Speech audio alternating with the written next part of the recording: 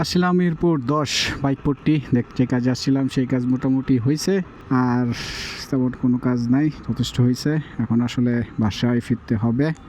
আমি যাব কোন দিক দিয়ে সেটা চিন্তা করতেছি, 60 ফিট দিয়ে নাকি আবার 60 ফিট দিয়ে আমার মনে হয় যাওয়াটা বেটার হবে। এখন রেকর্ডিং করতেছি ওয়াইড অ্যাঙ্গেলে। আমার কখনো রেকর্ডিং করা হয় নাই, না একটা ফুটেজ মনে হয় আমি নিয়েছিলাম ওয়াইড অ্যাঙ্গেলে, বাট সেরকমভাবে চেক করা হয় নাই। আজকে আর একটা ফুটেজ নেওয়ার চিন্তা করতেছি ওয়াইড অ্যাঙ্গেলে। এই ভিড়ে আসলে ওয়াইড অ্যাঙ্গেলে নেওয়াটা একটা প্যারা হয়ে যাবে।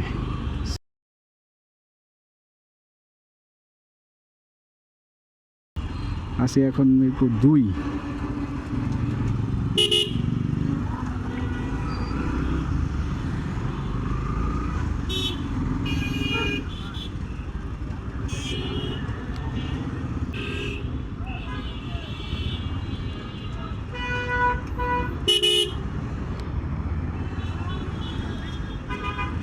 বাম দিয়ে চলে যাই, এটা মনে হয় ভালো হবে।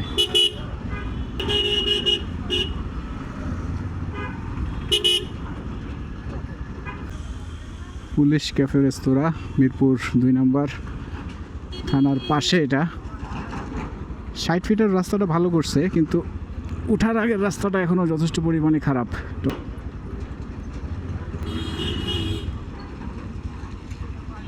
তো আরে গাড়িটাতে কালকে ওয়াশ করাইলাম। এই যে 60 ফিটে উঠার আগের রাস্তাটা দেখছেন, যথেষ্ট পরিমাণে ভাঙাচোরা। আর এই হলো 60 ফিটের নতুন রাস্তাটা, যেটা মোটামুটি কমপ্লিট করে ফেলছে, একদম সলিড রাস্তা হয়েছে এখন। বাট রাস্তা হইলে কি হবে, 2 দিন পরে ওয়াসা ডেসা তিতাস কেউ না কেউ এসে এটারে খোঁড়াখুড়ি করবে। সমস্যা হচ্ছে এই জায়গায়। মণিপুরি উচ্চ বিদ্যালয় কলেজ, এটা অনেক বড় একটা স্কুল কলেজ। 60 ফিট দিয়ে আমার নর্মালি আসা হয় না, আরও আসা হইতো না, কারণ রাস্তাটা অনেক ভাঙা ছিল। এই কয়েকদিন হইলো রাস্তাটা করাতে এখন মনে হয় যে ঠিক আছে, যাওয়া যায়। আর 60 ফিট আসলে বাইকারদের জন্য একটা আদর্শ প্লেস হয়ে গেছে এখন। মানে এখানে গাড়ির শোরুম, গাড়ির সার্ভিস সেন্টার, তারপরে সব ধরনের দোকানপাটি হয়ে গেছে। লাইক হোন্ডার সার্ভিস সেন্টার আছে, এই যে রয়্যাল এনফিল্ড আছে, তারপর ইয়ামাহা আছে, হোন্ডা আছে, হিরো আছে। শুধু টিভিএস চোখে পড়ে নাই, টিভিএস আছে কিনা আমি ঠিক শিওর না। বাকি সবগুলোই আমি দেখছি যে 60 ফিটে ওদের শোরুম আছে অথবা ডিলার পয়েন্ট আছে। কিছু কিছু জায়গা আগের মতোই আছে, ওগুলোরে ঢালাই করে নাই,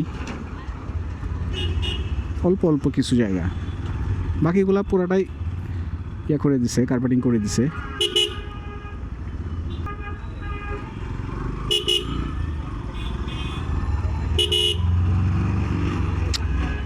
দেখো কারবারটা। ওই যে সার্ভিস সেন্টারের কথা বলছিলাম, প্রচুর সার্ভিস সেন্টার আছে এখন এইদিকে। ওই যে হোন্ডার শোরুম, রয়্যাল এনফিল্ড তো আপনাদের দেখালামই, আর এই যে ইয়ামাহা, এসিআই,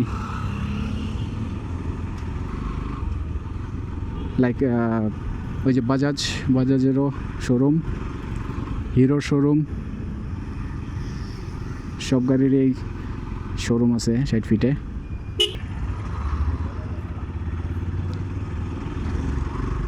এই আবার মাঝখানটা একটু ঢালাই কম, আবার শুরু হলো ঢালাই। লিফানেরও আছে।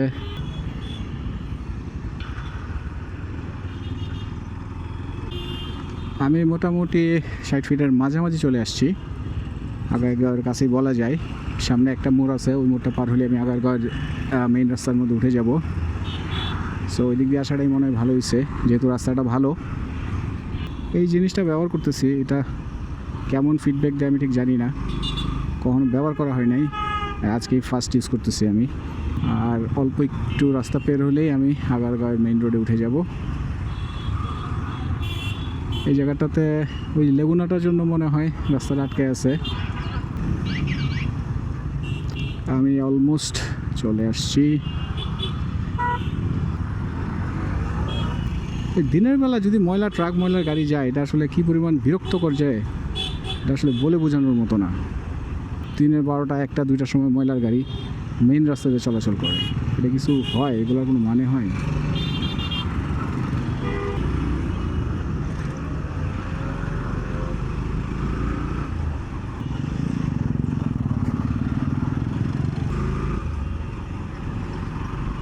ওই সামনে দেখা যাচ্ছে আগারগাঁও মেইন রাস্তা, মেইন রাস্তা না, কানেক্টিং রাস্তা, যেটাতে কিছুক্ষণ আগে আমি চলে গেছিলাম ওইদিকে। এখন আবার এদিক দিয়ে যাচ্ছি। বাট ডিফারেন্স হচ্ছে, যাওয়ার সময় ছিল আমার ভার্টিক্যাল মোড, এখন হচ্ছে ওয়াইড অ্যাঙ্গেল। এই হচ্ছে ডিফারেন্স।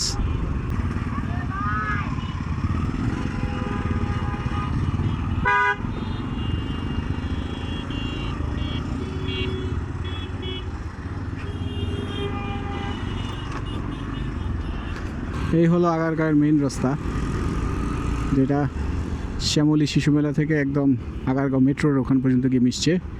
বিশাল রাস্তা, বড় রাস্তা না হলেও অর্গানাইজড রাস্তা এবং সবচেয়ে সুন্দর রাস্তা।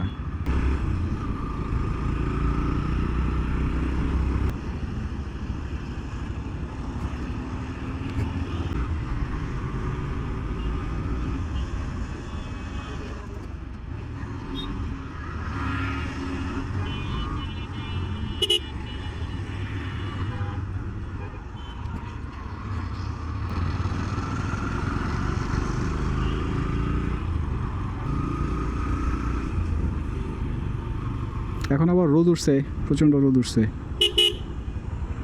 সকালবেলা ভাবছিলাম যে বৃষ্টির একটা আসতে পারে, ভাব আসতে পারে, কিন্তু এখন আর রোদ উঠছে মারাত্মক।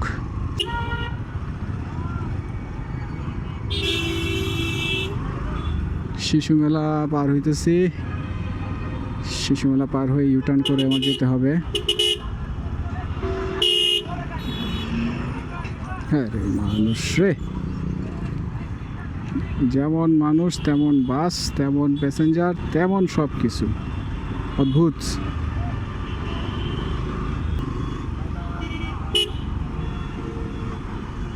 যাক, 1 ঘন্টার মধ্যে আমি কাজ শেষ করে চলে আসছি, এটা গুড সাইন।